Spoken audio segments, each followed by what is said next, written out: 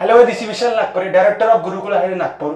So आज आपण असा एक मुद्दा बघणार आहे की या मुद्द्यावर खूप कमी विद्यार्थी डिस्कस करतात किंवा खूप कमी शिक्षक जे आहे यावर बोलतात सुद्धा. कारण की मला असं वाटते की जो एक कन्सेप्ट आहे ऑप्टिंग आउट, हा ऑप्टिंग आउट एमपीएससी 2019 पासून स्टार्ट केलेला आहे आणि याचा खूप चांगला परिणाम त्यांना असं वाटलं की होईल आणि तो होत पण आहे.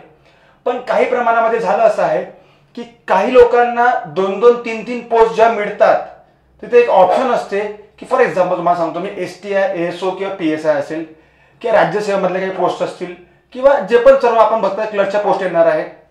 तर एखाद्या व्यक्तीला समजून घ्या STI पोस्ट मिळालेली आहे, त्या व्यक्तीला पुन्हा ASO पोस्ट मिळालेली आहे किंवा त्या व्यक्तीला पुन्हा PSI पोस्ट मिळालेली आहे. कारण की एकच मेन्स असल्यामुळे या गोष्टी होणार आहे.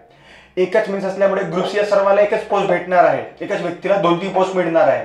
तर आपण काय करतो की राज्यातला प्रथम असेल STI, ASO खूप चांगला आहे, त्यांची मेहनत आहे, ऑब्व्हियसली त्याला कॉर्पोरेशन केलं पाहिजे आपण. पण अशा वेळेस जेव्हा ऑप्टिंग आउट होत असते तेव्हा ऑप्टिंग आउटचा कन्सेप्ट असा आहे की जर समजा एक एक्झाम्पल STI साठी ऑप्टिंग आउटची जर समजा प्रोसेस चालू आहे आणि त्या ठिकाणी त्याचा अर्थ असा होतो की तुम्हाला STI ची पोस्ट पाहिजे की तुम्हाला बाहेर निघायचं आहे, तुमच्याकडे दुसरी कोणती पोस्ट असेल किंवा बाहेर निघायचं आहे. तर फॉर एक्झाम्पल तिथून काही लोकांनी जर समजा ऑप्टिंग आउट केलं नाही, याचा अर्थ काय होते की त्या व्यक्तीला STI ची पोस्ट पाहिजे. सेकंड समजून घ्या तो PSIच्या फायनल लिस्टमध्ये आहे, पण त्या व्यक्तीने PSIचं ऑप्टिंग करायला पाहिजे किंवा ASOला त्यांनी ऑप्टिंग करायला पाहिजे. पण होत असं आहे की ज्या व्यक्तीला एखादी पोस्ट मिळालेली आहे तो व्यक्ती बाकीच्या पोस्ट सुद्धा होल्ड करून ठेवताय. विद्यार्थ्यांना मला खरंच सांगा कमेंट करून, हे चांगलं आहे का? खरंच सांगा. एखाद्या व्यक्तीकडे एक पोस्ट ऑलरेडी त्याने ऑप्टिंग आउट केलं नाही, मग जर समजा तू पहिली पोस्ट ऑप्टिंग आउट केली नाही तर तू दुसरी कशी होल्ड करू शकतो? आणि शासन नियम जनरली एक सिंपल आहे. जरी GR काढला असेल एमपीएससीने, GR काढायला आपण त्यांना भाग पाडूच जनरली, काही गोष्टी चुकीच्या असतील तर. आपण बघतो आपल्या संसदीय प्रोसेसमध्ये सुद्धा एका व्यक्तीला, संसदीय सदस्य एका व्यक्तीला 2 पदं ठेवता येत नाही, होल्ड पण करून ठेवता येत नाही. मंत्र्याला ते फक्त पावर देऊन ठेवले काही प्रमाणात, ते पण फॉर्म भरताना फक्त. मग जर आपण एमपीएससी मध्ये म्हणत असतो की एखादा जो व्यक्ती आहे, एखाद्या व्यक्तीला ऑलरेडी एक पोस्ट मिळालेली आहे, मग त्या व्यक्तीला कुठपर्यंत या 2-3 पोस्ट पुन्हा होल्ड करणं खरंच चांगलं आहे का? तू खरंच कमेंट बॉक्समध्ये कमेंट करा विद्यार्थ्यांना, कारण की हा खूप मोठा इश्यू आहे. बघा आता यावेळेस खूप साऱ्या जागा निघाल्या, या जागा इतक्या साऱ्या निघालेल्या आहे की या कारणामुळे झालं असं आहे की एकाच व्यक्तीला PSI, STI, ASO. पण होत असं की जे पण गरीब विद्यार्थी आहे, बघा आपला गरीब विद्यार्थीचा अर्थ काय की एमपीएससी मध्ये कोणताच व्यक्ती असा नाही की त्यांनी स्ट्रगल केलेला आहे की नाही पहिला अटेम्प्ट होता, असं पॉसिबल सर्वांनाच माहिती आहे. प्रत्येक विद्यार्थी 3-3, 4-4 वर्ष खूप अथक परिश्रम करून आपली फॅमिली कंडिशन घराच्या बाहेर राहून 4 ते 5 वर्ष इथे आपली पूर्णपणे अभ्यास करतो, त्यानंतर आपण झिरोने आपली स्वतःची वाट लावतो आपण तसं म्हटलं तर. आणि शेवटी जेव्हा आपल्याला पोस्ट मिळालेली असते तेव्हा काही कारणास्तव, फॉर एक्झाम्पल एखाद्या व्यक्तीला 2-3 पोस्ट मिळालेल्या आहेत, तो व्यक्ती 2-3 ठिकाणी दिसतो आणि तुम्ही फक्त वेटिंगवर असता. ठीक आहे, तुम्हाला जॉईनिंग मिळणार आहे, ठीक आहे, पण केव्हा? 6 महिने, 1 वर्ष, 1.5 वर्ष. मग आपण नंतर बोलतो, स्वप्नील लोंगसारखा काही विद्यार्थी आत्महत्या करतो आणि त्या आत्महत्यानंतर मग तेव्हा आपण एमपीएससी सारखे जागे होतो की नाही बाबा असं व्हायला नाही पाहिजे, रिझल्ट लवकर लागले पाहिजे. तर मला एमपीएससीला एकच विनंती आहे की एमपीएससीनी खरंच हा कायद्यामधला रूल आहे का?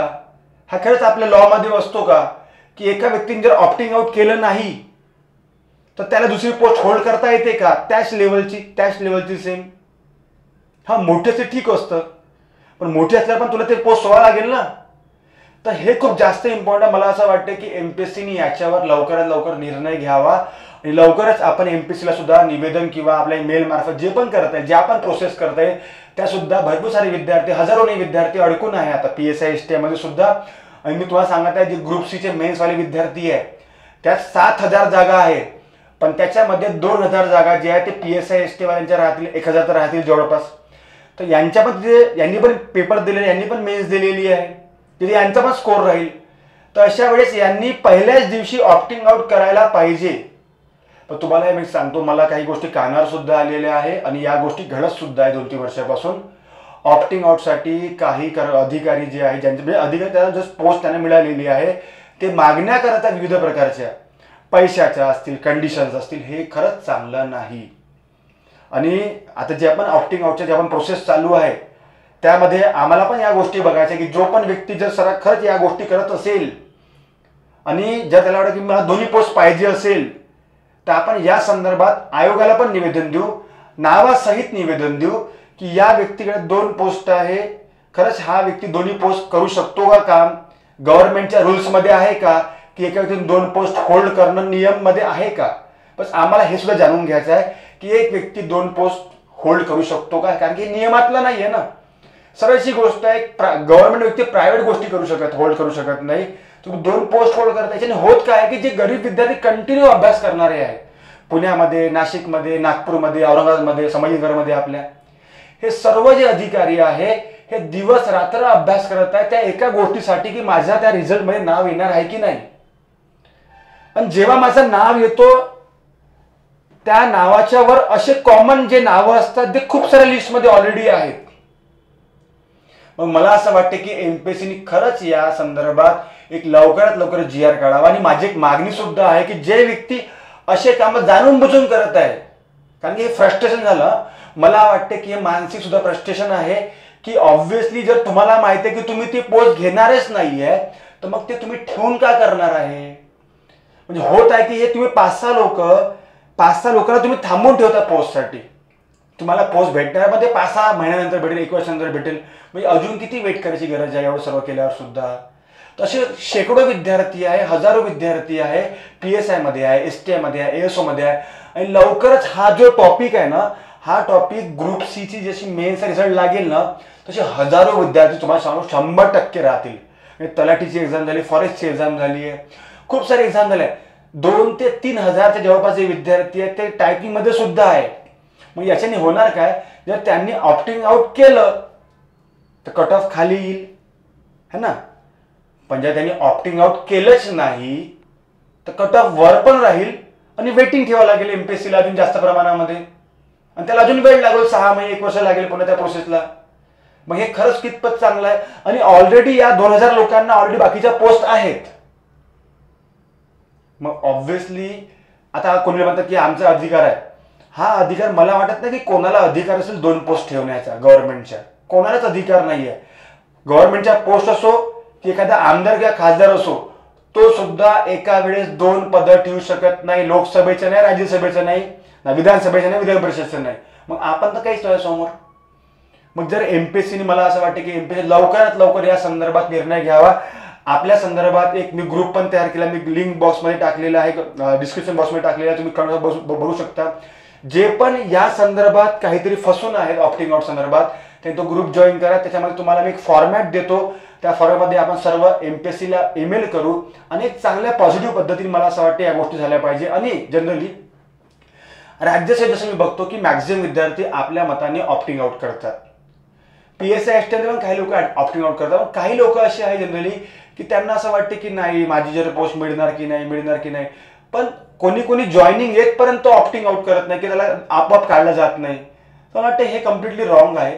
एमपीएससीने खरंच याच्यावर लक्ष द्यायला पाहिजे, कारण की हजारो विद्यार्थी वर्षानुवर्ष अभ्यास करत आहे आणि एक अशा चुकीमुळे, या मुलांच्या चुकीमुळे त्या मुलांचं ऑब्व्हियसली आयुष्य खराब नाही झालं पाहिजे, कारण की खूप सारे विद्यार्थी मानसिक फ्रस्ट्रेशनमध्ये सुद्धा आहे. तर हा एक जो मुद्दा जसं मी आणला की आयोगाला विनंती सुद्धा आहे, गरिबीचे नुकसान पण खूप जास्त प्रमाणात याच्यामध्ये आहे. जसं म्हटलं तुम्हाला मी की जर एखाद्या व्यक्तीकडे समजा तो 2 पदं ठेवत असेल तर ऑब्व्हियसली मला असं वाटते की तुमच्या GR नंतर ते दोन्ही पदे रिक्त केली पाहिजे. कारण की होत असं आहे की तो व्यक्ती या पदावर पण जात नाही, या पदावर पण जात नाही, त्यांनी होल्ड करून ठेवलेल्या दोन्ही पदं. आणि जो व्यक्ती होणार आहे त्याला पण ते पदं भेटत नाहीये. आणि मी तर असं ऐकलं की काही पैशाच्या सुद्धा मागण्या होतात, काही कंडिशन सुद्धा मागण्या होतात. जसं सर्वांना माहिती आहे बघा, या गोष्टी कोणी डायरेक्ट बोललं जात नाही, पण सर्वांच्या कानावर या गोष्टी असतात. फोन करतात, नंबर सर्व भेटून जातात. पण मला असं वाटतं की या ज्या मागण्या सुद्धा आहे, मला वाटतं की प्रशासनात जायच्या आधीपासून जर एखादा व्यक्ती जर अशा मागण्या करत असेल, त्याचा ॲटिट्यूड जर एवढा वाढत असेल तर खरंच एमपीएससीने त्याच्यावर योग्य ती कारवाई केली पाहिजे ऑप्टिंग आउट संदर्भातली. आणि मला असं वाटतं की जर ऑप्टिंग आउटची जर ती प्रोसेस जर एकदम स्ट्रिक्ट केली दोघांपैकी एक पोस्ट, कंबाईन ग्रुप बी आहे for example, PSI STI ASO, तिघापैकी 3 तर पोस्ट घेणार नाहीये, एकच पोस्ट घेईल ना. तर त्याला एकच पोस्ट घ्यायला त्याला सांगावे आणि 2 पोस्ट त्याला लिव्ह करायला लावावे, तेव्हाच्या तेव्हा ऑप्टिंग आउटच्या पहिल्याच दिवशी किंवा शेवटच्या दिवशी करतो जे पण आहे. पण ॲटलिस्ट जो व्यक्ती आहे त्याला तो जो खाली जो आहे त्याला ती पोस्ट तर मिळेल फायनल लिस्टमध्ये. प्रोव्हिजनल लिस्टमध्ये ठीक आहे, पण फायनल लिस्ट जेव्हा लागते आयोगाची त्यामुळे त्याला फरक तर पडते. आता फायनल लिस्टमध्ये इथे मी सांगत राहतो मी STI बनाव, मी PSI बनाव, मी ASO बनाव, काय अर्थ त्या गोष्टीला. तिन्ही पोस्ट घेऊन तुम्हाला लोकांना सांगायचं आहे का की माझ्याकडे 3 पोस्ट आहे, मी पाहिल का करायचं आहे. तर हा जो ॲटिट्यूड जो आहे बनलेला आहे काही लोकांचा, मला असं वाटतं की MPSCने खरंच हा ॲटिट्यूड जो आहे, हा तो घमंड जो आलेला आहे या काही गोष्टीमुळे 1-2 मार्क, आणि असं नाही की खूप जास्त डिफरन्स, बिचारा एका मार्काने तो मागे राहिलेला आहे बिचारा, 1-2 मार्काने तो 5-6 मार्कांनी मागे राहिला असतो तुमच्या, आणि तुम्ही त्या अशा पद्धतीने वागणं मला वाटतं हे खरंच एक ऑफिसरची निशाणी सुद्धा नाही आहे. ठीक आहे.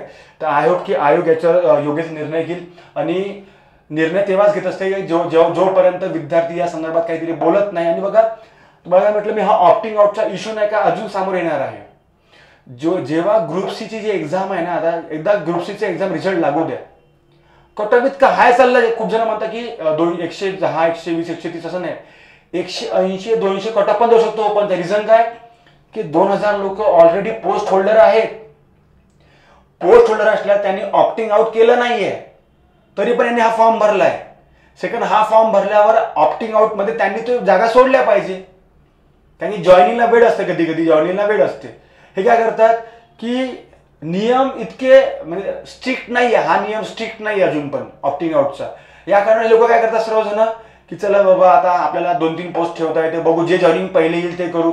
हे कम्प्लिटली रॉंग आहे. तुम्ही काय करता, तुम्हाला ठीक आहे तुमचा स्कोर चांगला ठीक आहे, पण जो विद्यार्थी 1 मार्काने मागे आहे त्या व्यक्तीला 10 फोन लावा लागते, भाऊ सोडणं, मला खूप माझी फॅमिली कंडिशन खराब आहे, हे आहे ते आहे. मला वाटते MPSCला या गोष्टीची माहिती असावी की ज्यांचे रिझल्ट 2-2, 3-3 ठिकाणी आलेले आहे त्यांची वागणूक कशा पद्धतीने, मी सर्वांना म्हणत नाहीये, पण तिथून ॲटलिस्ट 2-3% तरी जे लोक आहेत ते खूप चुकीच्या पद्धतीने वागतात. मग ते काय डिमांड असेल, काय कंडिशन असेल, हे कम्प्लिटली रॉंग आहे. आणि अशा विद्यार्थ्यांच्या खरंच त्या MPSC आयोगाने ऑप्टिंग आउट दिल्यानंतर, मी तुम्हाला काय म्हटलं, ऑप्टिंग आउटचा कन्सेप्ट काय आहे. आता एक्झाम्पल एस्टेज पोस्ट, आता just stage opting out just संपलं काल परवा, तर एस्टेज पोस्ट तुम्हाला पाहिजे का, तर ज्यांनी ऑप्टिंग आउट केलं त्याला नाही पाहिजे, म्हणजे ज्यांनी केलं तो त्याला पाहिजे, याचा अर्थ का त्याला पाहिजे. मग जर तुला STI पाहिजे मग तुला ASO पाहिजे का, हा एक इम्पॉर्टंट पॉईंट आहे. मग आता ASO ठीक आहे, आता आम्हाला सर्व कट ऑफ नाही समजत, नाही माहीत केव्हा येणार आहे, हे कट ऑफ आले, तुझं नाव आलं आहे, आता तुला ASO पण पाहिजे का, तो म्हणे नाही मला ASO पण पाहिजे. तर मग आता प्रॉब्लेम होईल ना, मग तुला ASO पण पाहिजे, मग तू STI पण ऑप्ट नाही केली, म्हणजे होत काय, तू स्वतःची सिक्युरिटी पाहत आहे प्रत्येक वेळेस 2-2, 3-3 पोस्ट घेऊन. आणि तरी तुला हे सुद्धा माहिती आहे की मी STIच करणार, तरी तू ASO PSIच्या मागे लागून आहे. हे कम्प्लिटली रॉंग आहे. हे कोणत्याच नियमात न बसणार आहे असं मला सुद्धा वाटते. आणि मी तुम्हाला म्हटलं तुम्ही खरंच कमेंट बॉक्समध्ये कमेंट सुद्धा करा की तुमची याबद्दल काय ऑप्टिंग आउट बद्दल, कारण की यानुसार जे पण सर्व नवीन विद्या, बघा जर आपण आज हे बोलणार नाही, बघा हा नवीन पॉईंट आहे, नवीन कायदा आलेला आहे 2019ला, पण जर आपण या पॉईंट कधी बोलणार नाही ना, तर तुम्हाला खरंच सांगतो मी, समोर अशाच खूप साऱ्या गोष्टी होतील, मुलांना पैसे मागितले जातील, कोणाला कंडिशन दिल्या जातील. हे कम्प्लिटली रॉंग आहे एखाद्या नवीन विद्यार्थ्यासाठी, किंवा जो विद्यार्थी अडकून आहे, जो वेटिंग लिस्टमध्ये आहे, त्या विद्यार्थ्याची वेटिंग लिस्टला गरजच पडत नाही. मग जर हे असं स्ट्रिक्ट केलं तर आय होप की तुम्हाला सर्व समजलं असेल की ॲक्च्युली ऑप्टिंग आउट काय असतो. आणि मी तुम्हाला सांगितलं आहे की ऑप्टिंग आउटचा कन्सेप्ट काय आहे की तुम्हाला ती पोस्ट पाहिजे नसेल तर बाहेर निघा, पण जर तुम्ही ऑप्टिंग आउट केलं नाही याच्या आधी तुम्हाला ती पोस्ट पाहिजे, पण ती पाहिजे दुसरी पण पाहिजे असं नाही होऊ शकत ना. तुम्ही 2-2, 3-3 पोस्ट ठेवाल, हे कोणत्याच कायद्यात नाही. आणि मला असं वाटतं की खरंच MPSCने या संदर्भात कडक निर्णय घ्यावं. मी तुम्हाला एक पाठवलेला लिंक, तुम्ही त्याच्यावर जॉईन करा आणि मॅक्झिमम विद्यार्थ्यांना या सांगा गोष्टी ऑप्टिंग आउटच्या, ग्रुप C मेन्सच्या, क्लर्कच्या. बघा आतापासून जर आपण करू तर रिझल्ट लागल्यानंतर मग ते तळपायची गरज नाही राहत. आता कंबाईनचे रिझल्ट लागले, ग्रुप बीचे, PSIचे, PSI आणि STI ASOचे रिझल्ट लागले, राज्यसेवेचे रिझल्ट लागलेले आहे.